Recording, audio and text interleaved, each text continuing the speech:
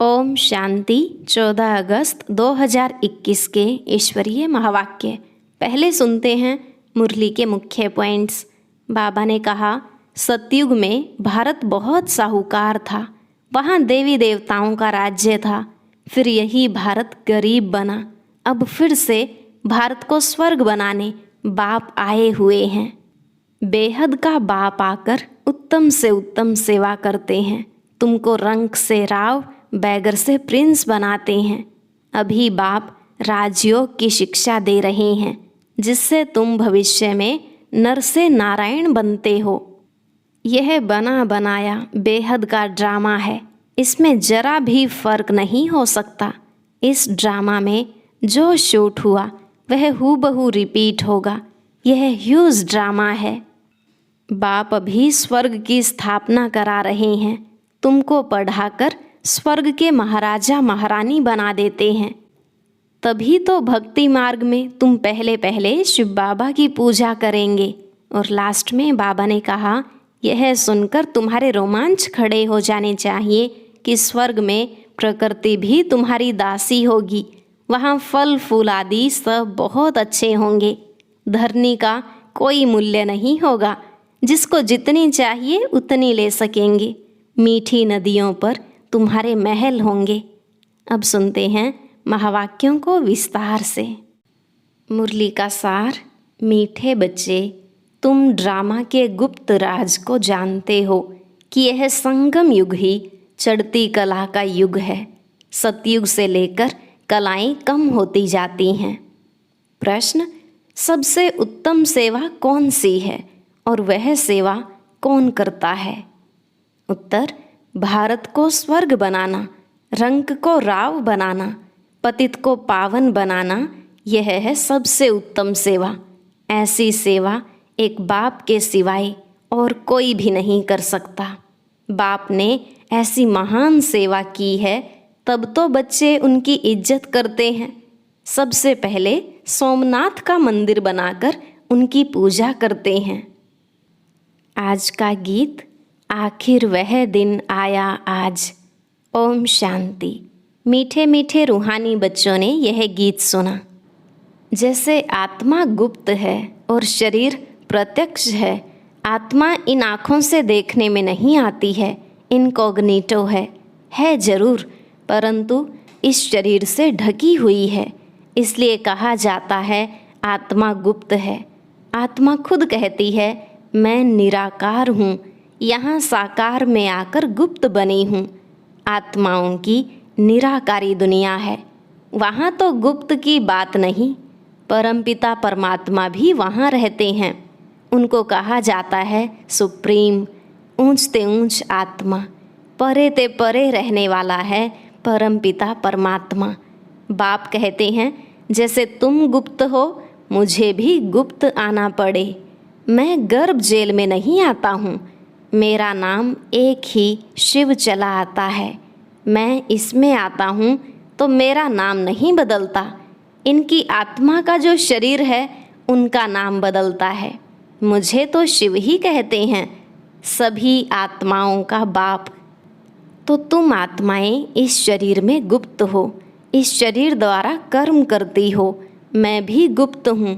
तुम बच्चों को यह ज्ञान अब मिल रहा है कि मैं आत्मा इस शरीर से ढकी हुई हूँ। आत्मा है इनकॉग्निटो, शरीर है काग्निटो। मैं भी अशरीरी हूँ। बाप इनकॉग्निटो इस शरीर द्वारा सुनाते हैं। तुम भी इनकॉग्निटो हो, शरीर द्वारा सुनते हो। तुम जानते हो बाबा आया हुआ है। बाप आते हैं भारत को फिर से गरीब से साहूकार बनाने। तुम कहेंगे हमारा भारत गरीब है, सब जानते हैं, परंतु उनको कोई पता ही नहीं कि हमारा भारत साहूकार कब था, कैसे था। तुम बच्चों को बहुत नशा है। हमारा भारत तो बहुत साहूकार था। दुख की बात नहीं थी। सतयुग में दूसरा कोई धर्म नहीं था, एक ही देवी देवता धर्म था। यह किसको पता नहीं। यह जो वर्ल्ड की हिस्ट्री ज्योग्राफी है, यह कोई नहीं जानते हैं। अभी तुम अच्छी रीति समझते हो, हमारा भारत बहुत साहूकार था, अभी बहुत गरीब है। अब बाप आए हैं साहूकार बनाने। भारत सतयुग में बहुत साहूकार था, जबकि देवी देवताओं का राज्य था। फिर राज्य कहाँ चला गया, यह कोई नहीं जानते हैं। ऋषि मुनि आदि भी कहते, हम रचता और रचना को नहीं जानते हैं। बाप कहते हैं, सतयुग में इन देवी देवताओं को रचता रचना का ज्ञान नहीं था, आदि मध्य अंत को नहीं जानते। अगर उन्हों को यह ज्ञान हो कि हम सीढ़ी उतरते रसातल में जाएंगे तो बादशाही का सुख भी न रहे, चिंता लग जाए। अभी तुमको चिंता लगी हुई है कि हम तमोप्रधान से सतोप्रधान कैसे बने। हम आत्माएं जो निराकारी दुनिया में रहती थी, वहाँ से फिर कैसे सुख धाम में आई, यह भी ज्ञान है। हम अभी चढ़ती कला में हैं। यह 84 जन्मों की सीढ़ी है। इसके बीच में क्या होता है, यह भी तुम जानते हो।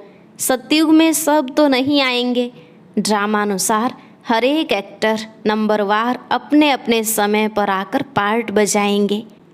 अभी तुम बच्चे जानते हो गरीब निवाज किसको कहा जाता है, दुनिया नहीं जानती।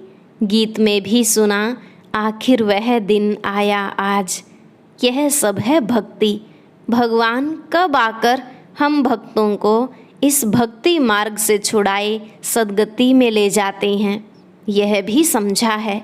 राम राज्य रावण राज्य किस चीज़ का नाम है, यह भी कोई मनुष्य नहीं जानते।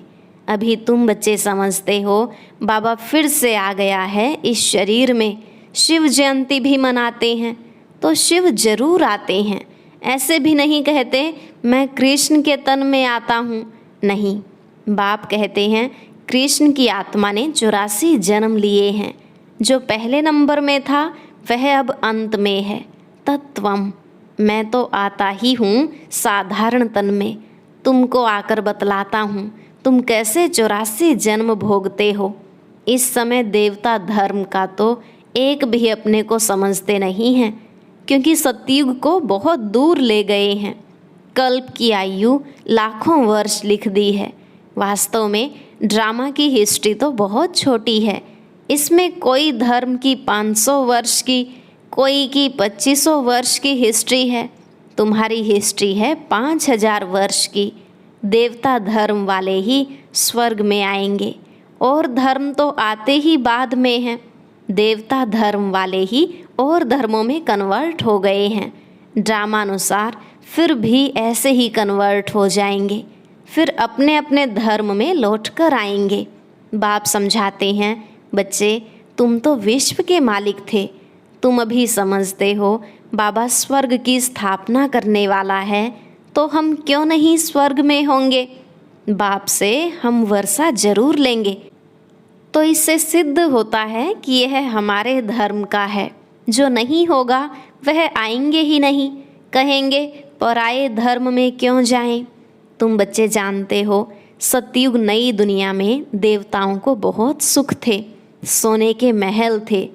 सोमनाथ के मंदिर में कितना सोना था, ऐसा कोई दूसरा मंदिर होता ही नहीं। उसमें बहुत हीरे जवाहरात थे। बौद्ध आदि के कोई हीरे जवाहरों के महल नहीं होंगे। तुम बच्चों को जिस बाप ने इतना ऊंचा बनाया है, उनकी तुमने कितनी इज्जत रखी है। जो अच्छा कर्म करके जाते हैं उनकी इज्जत रखी जाती है। अभी तुम जानते हो सबसे अच्छे कर्म पतित पावन बाप ही करके जाते हैं। तुम्हारी आत्मा कहती है सबसे उत्तम से उत्तम सेवा बेहद का बाप आकर करते हैं। हमको रंग से राव, बैगर से प्रिंस बना देते हैं। जो भारत को स्वर्ग बनाते हैं उनकी भी इज्जत कोई नहीं रखते। तुम जानते हो ऊंचते ऊंच मंदिर गाया हुआ है सोमनाथ का, जिसको लूट ले गए। लक्ष्मी नारायण के मंदिर को कभी कोई ने लूटा नहीं है, सोमनाथ के मंदिर को लूटा है। भक्ति मार्ग में यह बहुत धनवान होते हैं। राजाओं में भी नंबरवार होते हैं ना। जो ऊंच मर्तबे वाले होते हैं उनकी छोटे मर्तबे वाले इज्जत करते हैं। दरबार में भी नंबरवार बैठते हैं। बाबा तो अनुभवी है ना। यहाँ की दरबार है पतित राजाओं की, पावन राजाओं की दरबार कैसी होगी? जबकि उन्हों के पास इतना धन होगा तो उन्हों का घर भी इतना ही अच्छा होगा। अभी तुम जानते हो बाबा हमको पढ़ा रहे हैं, स्वर्ग की स्थापना करा रहे हैं। हम महाराजा महारानी स्वर्ग के बनते हैं, फिर हम गिरते हैं, फिर हम पहले पहले शिव बाबा के पुजारी बनेंगे। जिसने स्वर्ग का मालिक बनाया उनकी हम पूजा करेंगे। वह हमको बहुत साहूकार बनाते हैं। अभी भारत कितना गरीब है, आगे इतना गरीब नहीं था। बहुत खुशी में रहते थे। जो ज़मीन 500 रुपये में ली थी वह आज 5000 में भी नहीं मिलती है। वहाँ की धरनी का मूल्य होता नहीं। जिसको जितना चाहिए ले लेवे, ढेर की ढेर ज़मीन पड़ी होगी। मीठी नदियों पर तुम्हारे महल होंगे ना। मनुष्य बहुत थोड़े होंगे, प्रकृति दासी होगी। फल फूल बहुत अच्छे मिलते रहते हैं। अभी तुम कितनी मेहनत करते हो, लेकिन सूखा पड़ जाता है तो अन्न नहीं मिलता है। तो गीत सुनने से तुम्हारे रोमांच खड़े हो जाने चाहिए। बाप को गरीब निवाज कहते हो, अब अर्थ समझा ना। किसको साहूकार बनाते हैं? ज़रूर यहाँ जो आएंगे उनको साहूकार बनाएंगे ना। तुम बच्चे जानते हो हमको पावन से पतित बनने में 5000 वर्ष लगे हैं। अभी फिर फट से बाबा पतित से पावन बनाते हैं, ऊंच से ऊंच बनाते हैं। 1 सेकंड में जीवन मुक्ति मिल जाती है। कहते हैं बाबा हम आपके हैं। बाप कहते हैं बच्चे तुम विश्व के मालिक हो। बच्चा पैदा हुआ और वारिस बना, कितनी खुशी होती है। लेकिन बच्ची को देख चेहरा ही उतर जाता है। यहाँ तो सभी आत्माएं बच्चे हैं। हम स्वर्ग के मालिक बन गए। अभी पता पड़ा है कि हम 5000 वर्ष पहले स्वर्ग के मालिक थे। बाबा ने ऐसा बनाया था। शिव जयंती भी मनाते हैं, परंतु यह नहीं जानते कि वह कब आया था। लक्ष्मी नारायण का राज्य कब था, कुछ नहीं जानते। वास्तव में भारत की आबादी सबसे बड़ी होनी चाहिए। भारत की ज़मीन भी सबसे बड़ी होनी चाहिए। लाखों वर्ष हों फिर तो बहुत ज़मीन चाहिए। सारी दुनिया की भी ज़मीन पूरी न हो, लाखों वर्ष में कितने मनुष्य पैदा हो जाते। अनगिनत मनुष्य हो जाएं, इतने तो हैं नहीं। यह सब बातें बाप बैठ समझाते हैं। मनुष्य सुनते हैं तो कहते हैं यह बातें तो कब नहीं सुनी, न कोई शास्त्रों से पढ़ी। यह तो वंडरफुल बातें हैं। अभी तुम बच्चों की बुद्धि में सारे चक्र की नॉलेज है। यह बहुत जन्मों के अंत में अब पतित आत्मा है। जो सतो प्रधान था सो अब तमो प्रधान है, फिर सतो प्रधान बनना है। तुम आत्माओं को अब शिक्षा मिल रही है। आत्मा शरीर द्वारा सुनती है तो शरीर झूलता है, क्योंकि आत्मा सुनती है ना। बरोबर हम आत्मा ने 84 जन्म लिए हैं। 84 माँ बाप जरूर मिले होंगे। यह भी हिसाब है ना। बुद्धि में आता है 84 जन्म लेते हैं, फिर और कमती जन्म वाले भी होंगे। मिनिमम मैक्सिमम का हिसाब होगा ना। बाप बैठ समझाते हैं शास्त्रों में क्या क्या लिख दिया है। तुम्हारे लिए तो फिर भी 84 जन्म कहते हैं, मेरे लिए तो अनगिनत बेशुमार जन्म कह दिया है। कण कण में बस जिधर देखता हूँ तू ही तू, कृष्ण ही कृष्ण है। मथुरा वृंदावन में कहते हैं कृष्ण सर्वव्यापी है। राधे पंथ वाले फिर कहेंगे राधे ही राधे, कहेंगे हम राधा स्वामी हैं, कृष्ण स्वामी और हैं। वह राधे को मानते हैं। जिधर देखता हूँ राधे ही राधे, तुम भी राधे हम भी राधे। अब बाप बैठ समझाते हैं बरोबर मैं गरीब निवाज हूँ ना। भारत ही सबसे साहूकार था, अभी सबसे गरीब बना है। इसलिए मुझे भारत में ही आना पड़े। यह बना बनाया ड्रामा है, इसमें जरा भी फर्क नहीं हो सकता है। यह ह्यूज ड्रामा है। ड्रामा जो शूट हुआ वह हूबहू रिपीट होगा। ड्रामा का भी पता होना चाहिए। ड्रामा माना ड्रामा, वह होता है हद का ड्रामा, यह है बेहद का ड्रामा। इसके आदि मध्य अंत को कोई नहीं जानते, तो गरीब निवाज निराकार भगवान को ही मानेंगे, कृष्ण को नहीं मानेंगे। कृष्ण तो धनवान सतयुग का प्रिंस बनता है, भगवान को तो अपना शरीर है नहीं। वह आकर तुम बच्चों को धनवान बनाते हैं, तुमको राजयोग की शिक्षा देते हैं। वह भी पढ़ाई से बैरिस्टर आदि बनते हैं, फिर कमाई करते हैं। बाप भी तुमको अभी पढ़ाते हैं, तुम भविष्य में नर से नारायण बनते हो। तुम्हारा जन्म तो होगा ना, ऐसे तो नहीं स्वर्ग कोई समुद्र से निकल आएगा। कृष्ण ने भी जन्म लिया ना, कंसपुरी आदि तो उस समय थी नहीं।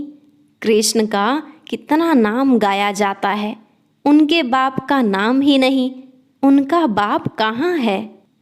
जरूर राजा का बच्चा होगा ना। वहाँ बड़े राजा के घर में जन्म होता है, परंतु वह पतित राजा होने के कारण उनका नाम थोड़े ही होगा। कृष्ण जब है तब थोड़े पतित भी रहते हैं, जब वह बिल्कुल खलास हो जाते हैं तब वह गद्दी पर बैठते हैं, अपना राज्य ले लेते हैं, तभी उनका संवत शुरू होता है। लक्ष्मी नारायण से संवत शुरू होता है। तुम पूरा हिसाब लिखते हो, इनका राज्य इतना समय, फिर इनका इतना समय, तो मनुष्य समझेंगे यह तो कल्प की आयु बड़ी हो ही नहीं सकती। 5000 वर्ष का पूरा हिसाब है। अच्छा, मीठे मीठे सिकिलधे बच्चों प्रति माता पिता बाप दादा का याद प्यार और गुड मॉर्निंग। रूहानी बाप की रूहानी बच्चों को नमस्ते। रूहानी बच्चों की रूहानी बाप दादा को नमस्ते नमस्ते, गुड मॉर्निंग। शुक्रिया बाबा, शुक्रिया। धारणा के लिए मुख्य सार। पहला पॉइंट, रचयिता और रचना का ज्ञान बुद्धि में रख सतो प्रधान बनने का पुरुषार्थ करना है। बस एक ही चिंता रखनी है कि हमें सतो प्रधान जरूर बनना है। दूसरा, इस बेहद के ड्रामा को बुद्धि में रख अपार खुशी में रहना है। बाप समान इज्जत पाने के लिए पतितों को पावन बनाने की सेवा करनी है। आज का वरदान, एवर रेडी बन, हर परिस्थिति रूपी पेपर में फुल पास होने वाले, एवर हैप्पी भव। एवर रेडी बन, हर परिस्थिति रूपी पेपर में फुल पास होने वाले, एवर हैप्पी भव। बाबा ने कहा जो एवर रेडी हैं उन्हों का प्रैक्टिकल स्वरूप एवर हैप्पी होगा।